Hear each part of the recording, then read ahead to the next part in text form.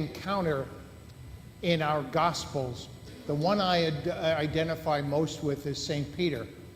St. Peter was a big galoot. He never had a thought that he didn't articulate. Everything in his head rolled out his mouth. He was always saying and doing things rashly. He didn't think about what he wanted to say or what he wanted to do. He just did it, or he just said it, you know.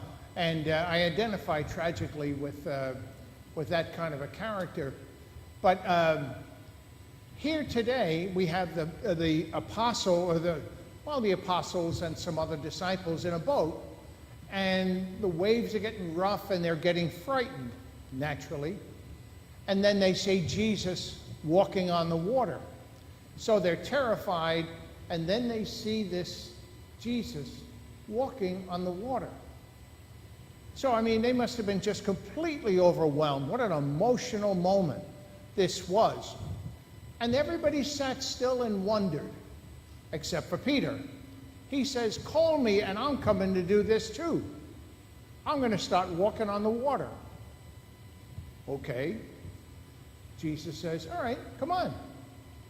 Well, Peter jumps out and immediately starts to plunge under the water. You know, he didn't have the faith that Jesus did. You know, I wouldn't either. You know, I'd like to come to Jesus, I really would, but I'm pretty sure I'd sink just as fast as Peter did. But there's an interesting thing about Peter that is an example for all of us. He was not one to engage in platitudes, to say prayers just quietly and within himself, and certainly not in solitude. He acted. He was action-oriented. He always remember in the garden, right, when the guards came to take Jesus, who pulled out a sword and lopped some poor guy's ear off? You know?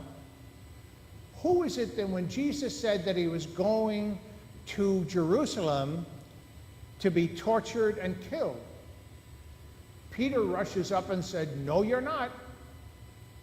I have my sword with me. I'm not going to let anybody touch you." And Jesus got angry at him and he said, "Get thee behind me, Satan." You know? But he gives us an example of not just praying, not just contemplating or studying, but acting. And I believe that Christ wants us to do that.